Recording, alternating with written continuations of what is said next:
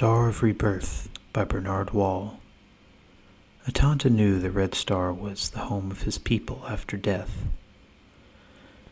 and for months now it had been growing brighter. Everyone should have known. They should have known as surely as though it were written in the curved palm of the wind. They should have known when they looked up at the empty sky. They should have known when they looked down at the hungry children. Yet somehow they did not know that their last migratory hunt was almost over.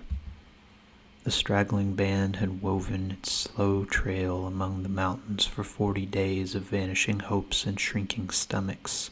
Ahead of the main party, the scouts had crawled until their knees and palms were raw, but still there was no track of game, and the only scent was that of the pungent air that rose from the ragged peaks of ice. At last they halted, only a few footsteps from the cave of the fallen sun, the farthest western reach of their frozen domain. In the rear of the column, the women threatened the children into silence, and the scouts went first to the mouth of the cave to look for signs of an animal having entered. Presently the scouts stood up with their massive shoulders drooping, turned to the rest, and made a hopeless gesture. Tanta, who stood alone and motionless between the scouts and the rest of his band, knew that all were waiting for him to use his magic to make a great leopard appear in the empty cave. A very great leopard, he thought sarcastically, enough to feed them all for 100 days. A leopard so huge it would whine pitifully while they killed it. A leopard so gigantic that it would not leave its footprints in the snow. Indeed, Tanta was sure the leopard his people wanted would be much too large to fit into the cave. Well, perhaps there would be a bird. He held himself very tall and straight so that his dejection might not show to either his people or his gods, but after 40 days of the trackless hunt, Tanta felt with certainty that the gods were deaf or dead, or at least very far away. The sun was hot and the gods were gone, and he would not keep his people waiting with false hopes. He closed his eyes and took up the crude bone cross that hung from his waist, and he cursed the gods with silent venom. And when his chastisement of the delinquent gods was done, he dropped the cross to dangle at his waist again. 2 hunters moved stealthily forward, their spears disappearing before them into the cave. It was somehow pathetic, Tanta felt, the way they moved so courageously into the empty darkness. How many caves had there been, Tanta wondered, since they left the mouth of the river? Fully a dozen, almost empty, except for the scattered bones of bears and men. Perhaps he should have kept his people at the river. No, he told himself, he had done the only thing he could do. The season had been bad, and their meager catch of fish carefully stored. But the already heavy ice thickened with the approach of winter and made fishing almost impossible. When their supplies were almost gone, he had done as so many had done before him. He had led his people on the futile hunt, hoping for a miracle of a dozen sleeping bears or a great white leopard. Such miracles had happened in the past. Once he had gone with his father on such a winter hunt. But miracles without footprints were quite another matter. That was the way his people lived, just existing when the catch was good, starving when it was not. Presently, the 2 hunters stepped out of the darkness with the blunt ends of their spears dragging behind them, and their countenances told the others that the cave was indeed empty. Children began to cry. Women picked up their packs and slung them across their shoulders. The men mumbled inaudible words that turned into wisps of smoke in the icy air. At Tanta's signal, everyone entered the ice-floored cave, thankful at least to be out of the blinding brightness of the sun and snow and into the soothing dark where they could rest. Tanta stood while his people stretched their furry bodies out over the frozen ground. He looked down at his woman who lay before him, watching him with her black eyes large and warm. It made his stomach clutch itself into an angry knot to see her young face so drawn with exhaustion and hunger. There were lines in her face he had never seen before. The fur of her head and body had lost its sheen and was now brittle and dry. She patted the ice and motioned him to lie down beside her, but he turned his eyes away from her because he knew that he must tell the others before he could rest. "Listen to me," he said, and his voice rang through the ice-sheeted cave. The tired eyes of the men and women opened, and everyone sat up. How should he tell them? They were waiting now. Should he simply say it swiftly and have done with it? Tell them that they had followed an impotent god until now they were to die? Surely he should prepare them somehow, prepare them for the importance of what he was to say. "Listen, for I tell you of the end of the empty caves." He stood silent for a moment, watching hope filter into their faces, hope that made their dull eyes shine in the semi-darkness. "Do not let joy curl your lips until you have listened, for it would be a false joy." The lines of tiredness and worry returned to the faces about him. Tanta did not look down at his woman's face, for she knew him very well, and she would know what he had to do. "We are told of a time long ago, when the cave of man was filled with food as the night is filled with stars, and the caves and the men covered the 5 corners of the world. But these were not the caves that we know now. They were magic caves, and these were magic men. The men of that long ago world created the very mountains into which they dug their caves. The mountains they created raised their peaks through the highest clouds, and every mountain held countless caves. Caves stuffed with bear and fish and captive winter winds. These were magic times when every man was a priest. Every man could make fire blossom from nowhere, and every man could fly through the air like a bird. All this was long ago when the world was young and the world was hot, and our people could live in the heat. But Nuomo, the god of night, became jealous of these magic men, for he had seen them fly into the night itself in search of the stars. And so Nuomo wrapped his black wings around the world and shook it for 10 tens of days. The world cracked and burst with flame that sprouted up into the darkened sky. The people ran in terror, and their mountain caves were sucked down into the earth or burned into ash by the flame. At the end of the 10 tens of days, Nuomo thought that all were dead, and so he rolled a sheet of ice across the earth to cool it. Only one man was able to escape the wrath of that ancient god. He was an old man with only little magic, and he felt himself on the edge of death. He took from his body a rib which he fashioned into a sun, but he made the sun in such a way that he could live upon the ice itself, as we do now. The sun knew that the old man was about to die, and so he said, "Father, use your magic to make a woman to keep me from being lonely." "Woman," the old man cried, "I should think you would want me to teach you the use of magic." "Yes, father," the son answered, "if you can." "No," the old man told him, "I am so near to death there is no time. A woman will have to do." And so the old man drew from his chest another rib, which he fashioned into a woman. This being done, he turned to his son and said, "My son, the time has come for me to die. Do not mourn for me, for when each evening comes you will see my home, the red star which travels quickly in the night. For many 10 tens of years I have been preparing it to become a suitable place to be born again. When your time comes, you too will be welcome there." Thus saying, the old man placed his hands upon the shoulders of his son. Then he wrapped his cloak around him and rose up into the heavens to the Star of Rebirth. Only when the old man had gone to the Star of Rebirth did the son turn to his woman. Only then did he see that she had not been made in his image, for she was hairless and delicate, and not made to live upon the ice. She was a hotland woman.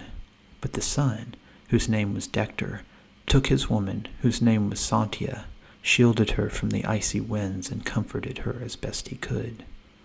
Some of their children had hair and loved the cold. Some were weak and hairless and did not. In those days the hunting was good, and the strong sheltered the weak, fed them, carried them on the long hunts. But Santia was a jealous woman. jealous of her strong husband and their offspring of his kind. She prayed to Ram, god of the sun, and begged him to melt the ice, and so the ice began to melt, leaving the hotlands a paradise for weak, selfish creatures. Santia deserted Dector, taking with her those of their children who were hairless and weak like herself. When the sun began to melt, we sons of Dector were forced to hunt farther northward year by year. The game became not so plentiful as it had been. Our people learned to fish and hunt as we do now, to fish in the summer, to hunt when the ice becomes thick. But the jealous sons of Santia who swarm in the hotlands were not content to see us perish year by year. Even to this day, if we should wander down to the edge of their domain to beg for a few scraps of food, they would answer our plea with death. And even in death they would allow us no dignity, but would strip us of our hides and wear them in mockery. I tell you of this now because when a man comes on a long hunt which ends in an empty cave, it is well to remember and be proud of the successful hunts of other years. Tanta took the white bone cross carefully from around his waist. It was I who first saw this god go across the sky. He held up the cross for all to see. It went slowly like a bird from horizon to horizon, and I knew that it was not a bird, for it did not flap its wings, but kept them still and outstretched. I believed it to be the god who would fill our hunting trails with game, but now I know that this god is impotent. At worst, it is a foolish god, lying somewhere on the white floating ice of heaven, wallowing in idleness while my people starve. He dropped the cross to the smooth ice floor, knelt and smashed the cross into pieces with one swift blow of his hammerstone. When he looked up, the people were silent and unmoving. Perhaps he had been a fool. Perhaps he had told them nothing they didn't know. Perhaps they had already given up and knew that they would die here in the cave and that he could produce no magic to help them. "Will you take another god?" one of the scouts asked. "I see no other god to take." "Then do you think we can be delivered without a god?" Wasn't it evident? Surely they must know. Should he tell them there was no deliverance with or without a god? "I don't know," he lied. "I don't know." Ark's woman drew a strip of leather from the mouth of a sleeping child and put it in her own mouth. "Then you'll have to deliver us yourself," she said, and lay down to go to sleep. A sudden rage burned in Tanta's brain. The muscles in his square jaw trembled as he glared at the sprawling furry figures who would lie there and die while they waited like children for him to provide for the future.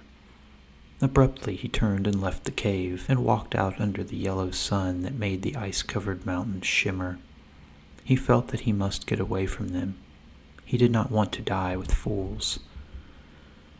The sun blazed hot upon the hair of his head and back as he traveled rapidly downward and away from his people in the cave. He traveled too quickly to think of anything else but where his next footstep should be, and within an hour he was at the edge of a great ice field that stretched itself out before him like the footprint of a giant. There could be no more swift traveling now. Cautiously, he started out over the empty plain, prodding the ice before him with his spear. It was not that they were children. He knew that he had been wrong to judge them so. There was nothing they could do. They had walked their lives away on the long hunt that ended now without a sign or scent of prey. And he, Tanta, had led them. They were strong and loyal people too, for if he ordered them up and back along the trail that they had come, each man would go without a word and hope that there was some magic Tanta had yet to use. But the animals were gone, and the gods were gone, and there was but one thing left. He would go down below the range where the Hotlanders were known to be. Probably he would simply die in the sun. If not, the Hotlanders would kill him on the spot, as they were usually so quick to do. The Hotlanders had good magic, not as good as his ancestors, Tanta was sure, but still they could kill a man from a great distance simply by pointing a magic charm and making a certain noise. Perhaps the Hotlanders wouldn't see him, and perhaps he would not die in the sun. Perhaps he would find some game by the edge of the Hotlands. Perhaps. The sun had tucked itself behind a white western peak when Tanta at last came to the end of the ice field. Tired now, he crouched for a moment like a bird with his bottom sitting squarely upon his heels. Presently his tiredness became true exhaustion, so he dug himself a little space in a shadowed snowbank and then covered himself with a mound of snow. While Tanta slept, a great lost bird came on the last feeble rays of light, flapping its black wings because there was no wind to glide upon and there was no footing but the frozen ground. When above Tanta, the bird caught a slight scent in the air, held its wings stiff, and tilted itself to glide in slow circles that became smaller and smaller and ever lower until at last the bird's tired feet sank deep into the snow beside the mound where Tanta lay. The bird folded its wings about itself and pecked at the mound, its beak digging cautious holes in the snow. Tanta stirred slightly at this intrusion, and the bird drew its beak away and flapped its wings against the windless air and flew away. When Tanta woke, the night wind had curled itself with a scream about the mountains and brought with it a fresh snow. He dug himself from his bed and smiled with his eyes closed at the night that sent the wind and snow to caress his hair. When he opened his eyes, his face was tilted upward to the sky, and he smiled at the lonely stars. The moon was full and heavy tonight, and it hung low in the western sky. Tanta wished his woman could be here beside him, nestling close to him in the soft snow, her delicate hands caressing the hair on his cheek. He thought of her hands rubbed raw from the straps of the heavy pack. Perhaps it was better that he had left without saying goodbye. He felt rested enough to go on, and was about to hoist himself to his feet when the red star caught his attention. For months now it had been growing brighter with every night that passed, as if heralding some important event. This was the red Star of Rebirth, and he wished he could believe that he and his people would someday go to live there, but he no longer believed in anything. It was then that Tanta saw the god. It was a great and fearful god that turned the black night yellow and screamed louder than the wind. In an instant it fell out of the sky. Then the yellow light was gone, and the voice of the god was gone, and the dark night returned, and the voice of the wind returned. Tanta fell to his knees, and his trembling hand etched out the sign of the cross in the snow. Surely this must be a sign. The god had come out of the sky and fallen in the path before him, forbidding him to go into the lowlands. He knew he must pray and ask forgiveness, but for many moments he was too frightened to pray, and when the fear subsided he was too proud. Why should he pray to a god who would let his people starve? He raised his eyes and saw the very head of the god peering up above the next rise. He stood up with a semblance of dignity on his unsteady legs. When the god did not move from behind the rise for many minutes, Tanta's courage overbalanced his fear as he kicked the snow with his foot and obliterated the sign of the cross. He waited for the god to strike him dead, but nothing happened. The head of the god was motionless. Tanta set out with cautious steps. Presently he hid behind a little ice dune where he could see the god in its awesome entirety. Now he was close enough to hurl his spear at it if the god suddenly struck in anger, and he gripped the spear in readiness. Suddenly he was filled with a new awe, for he realized that this was not the god of the cross. There were no stiff wings at its side. It was like a huge shining spear with its dull end stuck in the snow and its point stretching up to the sky. But how could this be a god?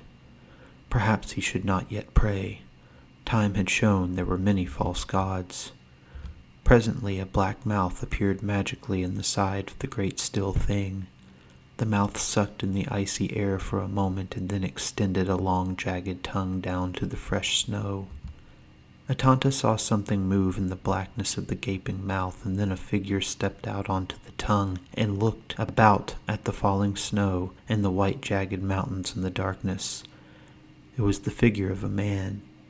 At least it was in a man's shape, but it did not look like a man of the mountains, nor did it look like the man-creatures of the hotlands.